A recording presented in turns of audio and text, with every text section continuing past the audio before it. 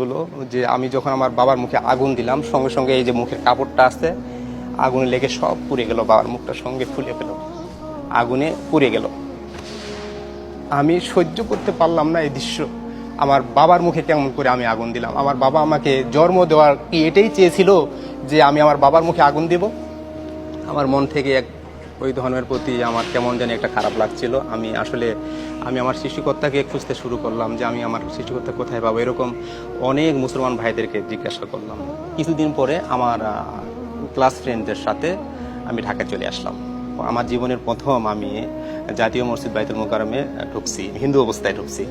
তা আমার বন্ধুরা তারা মুসলমান ছিল, ক্লাস ফ্রেন্ডরা, তো ওদের সঙ্গে আর কি আসছে, ঘুরতে আসে। ওরা আসরের নামাজের সময় এত দৃশ্য আমার সুন্দর লাগলো, নামাজের সেই দৃশ্যটা। আমি এই মসজিদে ঢোকার পরে আমি প্রতিজ্ঞা করলাম যে আল্লাহ, আমি তোমাকে আল্লাহ বলেই ডাকতেছি, যেহেতু মুসলমানেরা আল্লাহ বলে তোমাকে চিনে। আর আমি এখন কোনো দেবদেবী পূজা করি না। আমি তোমাকে জানতে চাই, তুমি আমাকে হেদায়েত দান করো। ঢাকা থেকে ফেরার পথে কেটে গেল আরো 1 বছর। আমার পার্শ্ববর্তী গ্রামের এক চাচা বলে ডাকতাম, ওনার বাসা, উনি শহরে থাকতেন, ওনার বাসা চলে গেলাম। ওনার বাসায় গিয়ে বললাম, চাচা আমি বাড়ি থেকে বের হয়ে চলে আসছি। কেন তুমি বাড়ি থেকে বের আসো? আমার প্রশ্ন করতেছে, কেন বাড়ি থেকে বের হয়ে আসলে? চাচা, যে আমি আর বাড়িতে ফিরবো না, আমাকে আপনি একটা পথ বলে দেন, আমি মুসলমান হতে চাই, আপনি আমাকে কোর্টে নিয়ে যান। তো চাচা আমাকে 24শে আগস্টে নিয়ে যান, পঞ্চগড় কোর্টে নিয়ে যান। তো কোর্টে নিয়ে গেলেন, সেখানে দৃশ্য দেখেন, সেই বর্ষাকাল, ভাদ্র মাসের দিন ছিল, অনেক বৃষ্টি পড়তেছিল। তো আমার লেখালেখি ভিডিওর সব কাজ ক্লিয়ার, হ্যাঁ, খালি পিকচারটার জন্য ওটা আর কি কোর্টে দিতে পারতেছে না। পরে আমার হঠাৎ করে এক বন্ধু পাওয়া গেল। পরে উনি আমাকে নিয়ে ইয়েতে নিয়ে গেলেন আর কি, ওনার এক জজের কাছে নিয়ে গেলেন। জজ ছিল হিন্দু জজ। তখন আমাকে প্রশ্ন করলেন যে তুমি কেন মুসলমান হচ্ছ? আমার জীবন কাহিনী সব পড়ে দেখলো, মানে আমার কাছে শুনলো। আমি বললাম যে আমার বাবা ঠাকুর ছিলেন, ওই ঠাকুররা তো অনেক নামি দামি মানুষ, তুমি কেন মুসলমান হতে চাচ্ছ? তো বলছে যে আমি এই কাজটা করতে পারি, আমাকে 50,000 টাকা দিতে হবে। তো আমি আবার বলছেন, 50,000 টাকা দিলেই কি আপনি ধর্মে যেতে দিবেন? তো ঠিক আছে, আপনি কাজটা করেন, আমি আপনাকে 50,000 টাকা দিচ্ছি। অবশেষে উনি আবার কি মনে ভাবলেন যে আসলে টাকা আছে আমার কাছে, কিন্তু টাকা পয়সা কিছু নাই, কিন্তু আমি মুখ দিয়ে বলছি যে টাকা আছে, আমি দেবো আপনাকে, আপনি কাজটা ক্লিয়ার করেন। তো আমাকে বলছে যে সত্যি সত্যি তুমি, তোমার মনে তো কি উদারতা বেড়ে গেছে, তুমি আসলে কি মুসলমান হয়ে গেছো? আমি বলছি হ্যাঁ, আমি তো মুসলমান আগেই হয়ে গেছি, এখন খালি আপনার এই স্বাক্ষরটা নিব। তো আমার কাছে মাথা নত করলেন এভাবেই যে যেহেতু ঠাকুরের ছেলে, তোমাকে প্রণাম, আমি প্রণাম জানাই, ভাই আমি এই কাজটা করতে পারবো না, আমি হিন্দু হয়ে এক হিন্দুকে কখনো মুসলমানের সাক্ষ্য দিতে পারি না। অবশেষে আমার সেখান থেকে আমি ফিরে আসলাম। সাথে ভাই উনি বলছেন যে পাশে একজন রব্বানি নামে একজন জজ আছে, সেখানে চলেন। তো ওনার বাসায় নিয়ে গেল। ওনার কাছে ফিরে যাওয়ার পরে আমার পার্শ্ববর্তী গ্রাম্য পুলিশ আমার এই এফিডেভিট কার্ডটা দেখে ফেলছে। যখন আমার পরিচয়পত্র, ঠিকানা সব দেখছে, দেখার পরে উনি আমাকে দেখছে, আমাকে ভাতিজা এখানে কেন? না মুসলমান। আমাকে প্রশ্ন করার পরে আমি বললাম, চাচা আপনি যা কোর্স দেখছেন চুপ থাকেন প্লিজ, চাচা আর কাকু বলিয়েন না এগুলো। যে আঙ্কেলের সাহায্য নিলাম, সে আঙ্কেলের বাসায় রাত থাকলাম। থাকার পর আমার বাড়ি থেকে 3 দিন বাইরে হওয়া হলো। তো আমার মা আমার জন্য অনেক, আমার আত্মীয় স্বজনের বাড়ি খোঁজাখুঁজি করছে, কোথাও আমাকে পায়নি। তো লাস্টে রাত 12টা-1টা বাজে আমি বাড়িতে ফিরে দরজা লক করছি। তখন বলছে কে আমার আব্বা নাকি? আমাকে বলছে। আমি বলছি হ্যাঁ মা। মা করে ডাকছি, মা হাও মা করে কান্না করে আমাকে জড়িয়ে বের হয়েছে, আমাকে জড়িয়ে কান্না শুরু করে, বাবা তুমি 3 দিন কোথায় ছিলে বাবা? আমি বলছি আমার এক বন্ধুর বাড়িতে ছিলাম মা। না বাবা, তুমি আগে যে কথাগুলো বলছো সে কথা অনুযায়ী তুমি কাজ করে ফেলছো, আমার মনে বলছে। মা আমার সব কথাগুলো মনে হয় বুঝতে পেরেছেন। মা আর কান্না থামায় না, না বাবা আমার মনে হচ্ছে তুই মুসলমান হয়ে গেছিস, মনে হয় আমাকে থুয়ে চলে যাবি। তো না মা, আমি আপনাকে থুয়ে চলে যাব না মা, আপনাকে সাথেই নিয়ে যাব। কার কাছে জানতে পারছে যে সন্ধ্যার আগ দিয়ে আমাকে দল বেঁধে তারা মারতে আসলো, মানে মারবে আমাকে।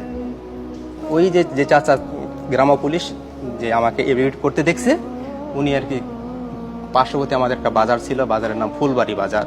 সে বাজারে গিয়ে কয়েকটা হিন্দুকে বলে দিচ্ছে যে অমুকের ছেলে অমুক তুমি দেখছো এই কাজ করে ফেলছে। প্রতিবেশী ভাইদের বললাম যে ভাই আমাকে এখন কি করতে হবে ইসলামের কাজ? তো ওনারা বলছে তাহলে মাদ্রাসা ভর্তি হতে হবে। তখন ওনাদের সাহায্যের মাধ্যমে আমি এক মাদ্রাসা ভর্তি হই। মাদ্রাসা ভর্তি হওয়ার পরে সেখানে আমি 3 থেকে 4 দিন যখন হলো আমার যাওয়া সেখানে, তো আমার পার্শ্ববর্তী থানা থেকে আমার থানা থেকে পুলিশ সেই থানাতে যায়। আমার এক থানা থেকে আর থানায় গেছিলাম, পুলিশে মামলা করলো মায়ে মামলা সাজালেন, প্রায় 300 জনের মতো আসামি করলেন। 300 জনের মতো আসামি প্রতিবেশী মুসলমানদের উপর সন্দেহমূলক আসামি দিলেন যে অবুঝ ছেলে জোরপুর করে মুসলমান বানাইছে। এটা একটা অনেকটা ইফিট করলো। এখন পুলিশ আসে সমস্ত মুসলমানদেরকে হামলা শুরু করলো। ওদের প্রতি যে অত্যাচার শুরু করলো, তোরা আর থাকতে পারতেছিল না। আমার 4 দিনের দিনে আমাকে সেখানে আমার ওখানে যায়, আমার ওখানে প্রতিবেশী এক চাচা যায় যে তুমি এখন কি করবে বলো, তুমি তো মুসলমান হলে আমাদেরকে কষ্ট দিলে, তুমি মুসলমান হয়ে চলে আসলে আমাদেরকে কষ্ট দিলে, এই কষ্টটা আমাদের সহ্য হচ্ছে না। এখন দিনরাত 24 ঘন্টা পুলিশ আমাদেরকে হামলা করতেছে, আমরা থাকতে পারতেছি না, আমি নিরুপায় হয়ে তোমার কাছে চলে আসছি। তা আমি চাচা কোনো ভয় নেই, যারা আল্লাহর পথে আসে তাদের প্রতি এরকম কষ্ট করতে হয়, যা হয়তো আমার জন্য আপনারা কষ্ট করতেছেন, তা আমি দেখতেছি আপনারা জয়ী হবেন চাচা, কোনো চিন্তার কারণ নেই। সেই মাদ্রাসা পুলিশ চলে গেল। পুলিশ চলে যায়, সেখানে আশপাশে যে মান্যগণ্য ব্যক্তি আছে তাদেরকে সাথে নিল, তাদেরকে সাথে নিয়ে আমাকে মাদ্রাসার মধ্যে আর কি বসলেন, গোল করে বসলেন। যে বসে আমার চাচা চিরে গেছিলো, আমার মান্যগণ্য যারা ব্যক্তি ছিল তারা সবাই গেছে সেখানে আমাকে নিয়ে আসার জন্য। পুলিশ নিয়ে গেছে যে আমাকে নিয়ে চলে আসবে, যে আমি বুঝি না, আমাকে জোরপুর মুসলমান বানাইছে, এইভাবে আর কি বলে আমাকে নিয়ে আসবে। যখন পুলিশ নিয়ে গেছে সেখানকার চেয়ারম্যান, মেম্বার এবং মাদ্রাসার সেক্রেটারি, সভাপতি যারা আছিলেন সবাইকে নিয়ে যখন আমাকে প্রশ্ন করতে শুরু করলো যে তোমাকে মুসলমান বানাইলো কে, আর তুমি কে, এরা কারা, মানে আমাকে আমার চাচাদেরকে দেখাতে, আমার দাদাকে দেখাইতেছে এরা কারা, বলো তো এরা কারা। আমি বলছি না, আমি বলতে পারি না এরা কারা। এরা আসলে যে আমি চোখের পানিও মানে আশা ভাব, সেটা আমি চোখের পানি মুছে ফেলতেছি।